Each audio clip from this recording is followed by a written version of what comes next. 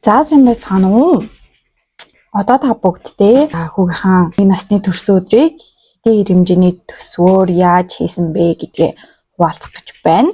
Ерөнхийдөө бол хамгийн чухал зүйл нь бол төрсөн өдрөө хийх газар байгаа мэдээж ингээд жижигхэн нэг өрөө байранд бол хийх бол ямар ч боломжгүй байсан. Тийм учраас газар сонгосон маш олон газрууд байсан, боломжийн үнэтэй ч байсан, бүр хит амир үнэтэй ч байсан.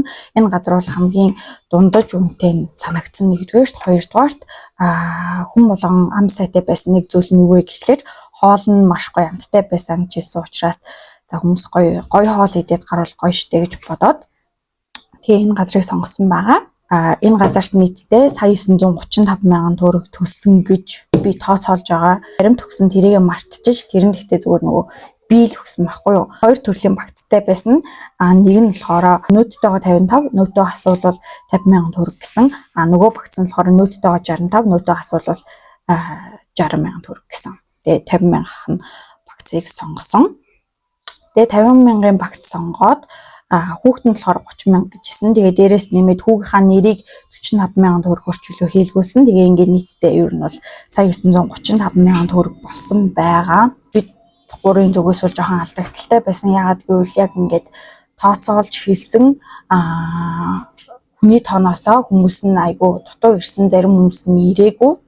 200-300 мянган төгрөг хинчанаас бол ингээ хасагдах байсан. За тэгээ дараагийн зүйл нь болохоор мэдээж урилга байсан. Урилгаа бол гоё видео хэлбэрээр байвал гоё гэж бодоод тэгээ видео хэлбэрээр хийх ажиллагаатай санагдаад тухайн үедээ жоохон хийх тийм сэтэл өрөөгүй болмаас 12 мянган төгрөгийг урилгаанд хүнээр хийлгсэн байгаа. За тэгээ гурав дахь нь болохоор мэдээж бэлүү байгаа. Бэлүүг маш олон газраас сонгосон. Тэгээ зарим газрууд нь хөргөж өгөхгүй, зарим газрууд нь болохоор яг ингээ манай дээр ингээ байгаа бэлүүнүүдийг ингээ хараарэ. Энэ бэлүүнуудаас л гарна ингээ та өөрийнхөө хүссэн загвараар захиалж хийх боломжгүй. Ингээ манай байгаа загварууд л гарна гэж зарим газрууд нь хэлж исэн. Бид гурван яг бэлууга хийлгсэн газар гэвэл хувь хүн байгаа. Яг энэ хичдээр ингээ бэлууга хийлгсэн. Тэгээ бэлүү маань 130 мянган төгрөг болсон байгаа. Тэгээд бэлууг маань тэр өдрийнхөө өглөө ч гэлөө ер нь хүргээд өгсөн ямар ч төлбөр аваагүй шууд манай тэр нөгөө кафе дээр маань хүргээд өгсөн. Тэр нь айгүй их таалагдсан ингээд амир тал тишээ ингээл яарч ядчихад тэр айгүй гоё байсан. Тэгээ бэлууны маань амт чанар нь гэснээр ер нь дажгүй санагдсан. Яг хүссэн шиг ингээд гоё хэмжээтэй гарч ирсэн. Капкекний хувьд гэвэл капкекийг энэ газраар хийлгсэн. Гэтэ манайх ингээ хуучин нэг ширхэг капкек нь 2000 байсан юм аа. Одоо 3000 болсон. Гэтэ яг одоо та захиална гэвэл 2000-аар хийгээд өгөө гэд 45 ширхэг капкекийг 2000 төгрөгөөр хийж өгөөд 90 мянган төгрөг болсон байгаа. Одоо болохоор 3000 төгрөг болсон гэсэн үг шүү. Тэгэд капкек маань бас ойрхон юм байна. Хүргээд өгөө гэж саний гизтэр яг биднийг орохын өмнө хүн хүргэж өгч байгаа харагдсан. За дараагийнх нь болохоор хүүхдийн бэлэг байгаа. Хүүхдийн бэлэгдээ ер нь хүүхдүүдийг сонирхолтой юмар тоглуулмаар санагдсан. Тэгээд ингээд хайсны үндсэн дээр хамгийн боломжийн үнэтэй дээрээс айгүй гоо сонирхолтой тоглоомнууд байсан. Мэдээж тэгтээ яг хятад тоглоомнууд л байсан л да. Гэхдээ тэр надад айгүй гоо сонирхолтой санагдсан.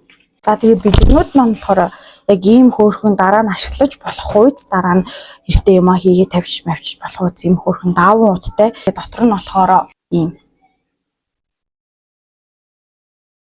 нөгөө ашигт малтмал ахгүй юу? Ингээд ухаад ингээд дотроос нь юм гарч ирдэг. Тэгээ дотроос нь ийм юмнууд гарч ирсэн. Харин яганаас нь харин их өлегтэй юм гарч ирээгүй. Буддаг юм хийсэн. Жишээлбэл иймэрхүүд үзье. Иймэрхүүд буддаг юм хийсэн. Гэхдээ хүүхдүүд маань яг гоё цэвэрхэн будаж чадсан үгүй сайн мэдэхгүй байна. За тэгээ бас нэг юм нь болохоор ийм хөөрхөн лего байсан. Иймэрхүү хөөрхөн зургнуудтай лего басна өрүүлээ нийлээд 11500 гэжсэн байхгүй юу. Тэгээд энээс 13 ширхгийг аваад ер нь 140-500 болсон байгаа. Гэхдээ бас тэгээд нөгөө зарим хүмүүс маань ирээгүй учраас илүү гарсан. За тэгээд нэр зөв арцны үрэл хийсэн нэрстэй анстай төрлөөс нь нөгөө нэг асуулт хариултын тэмцээн яагаад ингээд зөв хариулсан хүнд шоколад өгье гэж бодож байсан ахгүй гэсэн чинь нөгөө шоколад авахаа мартцсан заяо. Тэгээд нөгөө илүү байсан үрэлнүүдээ тэр яг шоколадныхаа орн нэг хүмүүстээ өгөө явсан байгаа. Нийтдээ хэдэн ширхэг үрэл авлаа та. За ямар ч тач 83 400 болсон юм байна. За тэгээд нөгөө тайз засалт байгаа штэ. Энэ сарны гизийн давуу талын болохоор бас маш гоё тайз засалт хүссэн загвараар нь хийж өгнө. Зураг даруулъя гэж бодоод enjoy гэд газар очиод даруулсан. Гэхдээ тэр газрын давуу тал нь гэвэл айгүй олон тийм хэрэглэгдэхүү юмтай. Тэгээ дээрэс нь нэмээд нөгөө хүүхдээ ингэ суулгаж ганцаарнгийн зураг даруулах хэрэгтэй байсан учраас хүүхдийн сандал амар чухал байсан. Гэсэн чинь хүүхдийн сандал нь айгүй гоё тухтай харагдсан байхгүй юу? Big shot-ийн болохоор хүүхдийн сандал нь зүгээр ингээд энгийн модон жоохон тухгүй харагдсан учраас зөвхөн тэр сандал дээрээс болоод enjoy-г сонгосон. Гэтэ жоохон халуун байсан. Нэг амар гоё гэж санал болохгүй. Би хэрвээ ингээд буцааж болтог бол big shot дээр очие гэж бодсон. Тэгээ big shot-ийн бас давуу тал нь гэвэл нөгөө нэг зургаа шууд ингээд гаргуулж авч болдог. Canvas-аар ингээд 50,000 төгрөгөөр A3 хэмжээтэйг лөө тийм гаргуулж авах боломжтой байсан. Enjoy бол гаргах боломжгүй гэсэн учраас хөөрхөн принцийг сонгоод хөөрхөн принцээр гаргуулъя гэд гаргуулсан боловч ийм юм болсон. Миний жирэмсний зургийн Canvas зураг ийм ирсэн. За ийм тэгсэн юм хардаа ийм модтой хавтантай ч юм уу амар ингээд жоохон хүнд зузаан. Тэгээд энэ ийм амар гоё чанартай ирсэн. Тэгсэн чинь хөөрхөн принц болохоор зүгээр л нэг ийм хийж өгсөн байхгүй. Тэгээд би энэ ийм иймэрхүү хийдэг гэдэг бичлэг нь бол байдсан байлээ. Тэрийг би нэгдүгээрт үзээгүй, тэр нь миний буруу заяа. Хоёрдугаарт ямар ч эдитгүй зураг нь гарна шүү гэд тэгсэн. Гэхдээ яг үнэхээр жоохон сэтгэл байсан бол миний хүүхдийн ингээд тэгээ зургийг жоохон ингээд тэгшлээд ийш тишээд энэ тал руу ингээд жоохон дэлгээлгаад хийх боломж байсан. Гэхдээ тэгж хийж өгөөгүй байна лээ. Шууд л яг ямар хэмжээтэйсэн тэр үг нь гарсан байлээ. Хэрвээ би ингэж сонин гаргана гэдгийг мэдсэн бол би өөрөө ядаж энийг тэгшлээд өвтэйхэн болгоод катлаад явуулах байсан. За тэгээд ийм хүүгийн газраар ингээ хоёр зураг гаргуулсан байгаа ингээд гэр бүлийнхэн зургийг бас гаргуулсан. Тэгээд яагаад би энэ зургийг ингээ жоохон дэлгээлэх чаагүй юм бэ гэд яагаад сэтгэл гаргаагүй юм бэ гэж гомдлоод байгаа вэ гэхлээр байна штэ. Энэ зургийн бодит зураг нь энэ дээшээгаа ингээ нэлээд өндөр заяа. Тэгэхэд тэрийг ингээ катлаад дээд зайг нь гаргаагүй. Тэгээ энэ бас ингээд нэг харьцааны хувьд л энийг жоохон ингээ доошлуулчмаар байсан байхгүй юу. Тэгсэн чинь яг ингээд дээр нь уул ингээд зай байгаа оригинал зурган дээр яг зай байхад тэр зайг нь ингээд хаагаад ингээд бүтэн биеийг оруулахсан байхгүй. Энийг жоохон доошоо болгох боломж байсан. Тэгээд нааш цаашаа болгох боломжтой байсан бол миний хүүгийн зургийг ч гэсэн ингээд нааш цаашаа болгоод тэгш хэмтэй болгоод яг голлуулаад миний хүүг суулгаад гаргаад өгөх боломж тэр газар туулна. Сэтгэл байсан бол байвал байх л байсан байх гэж бодсон. Тэгээд би бол үнэхээр хөөрхөн принц бол бүр үнэхээр дургу өрсөн. Тэгээд ингээд ин гаргацсан байна шүү дээ. Тэгээд дээрэс нь нэмээд ингээд энэ чинь ингээ манай нөхрийн цамцан дээр ингээд 3-4 цэг байгаа заяа. Хүүгийн нүдний доор ийм сонин зураас байгаа заяа. Тэгээд энднийг харуул нэг сони ингээд нэг тийм хулдаасан дээр гаргацсан. Тэгээд ингээд тэр ингээд энэ тэнүүгээр ингээд сонь цайрж мээрсэн. Таарууд яг энэ нүгээр ийм зураас мураастай заяа нүгээрээ. Ингээд цайрж мээрсэн. Иймэрхүү дөө гарсан. Тэгээ энэ бүгдийг хилээд би үнэхээр ингээд уур хурж байгаа байхгүй юу? Үнэхээр миний уур хүрээд ингээ уурлаад ингээ хийлээд урдаас ингээ зөрүүлж уурлаад юундаа ингээ хүн рүү гашгичиж орилоод байгаа нэтрэмрийг гэдэг уурсан байгаа.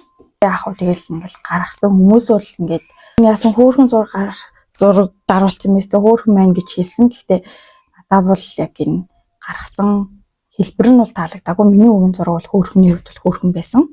Би бүр амар нөгөө яг өөрийнхөө хүүг ингээд ингэж амар өмөрж ингэж ярьдаг. Өөр хадам ээж мэд ч юм уу те.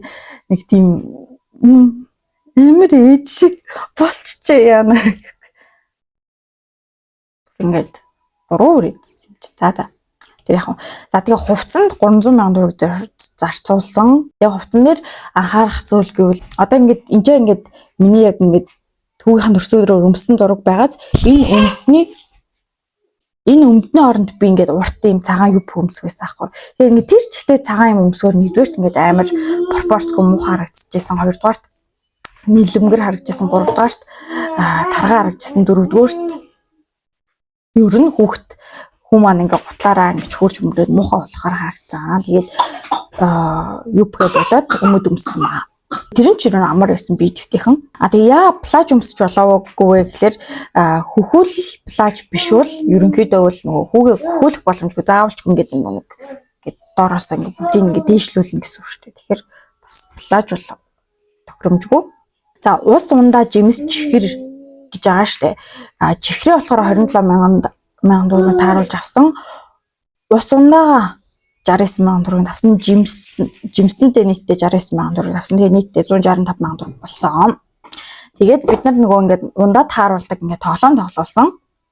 Тэр тоглоом дээр нөгөө нэг 20,000, 10,000, 5,000 гэл ингээд олон мөнгнүүд ингээд тавьж байгаа 8 ширхэг ундаан дээр тэгээд нийтдээ 70,000 төгрөгтөн дээр тавьсан.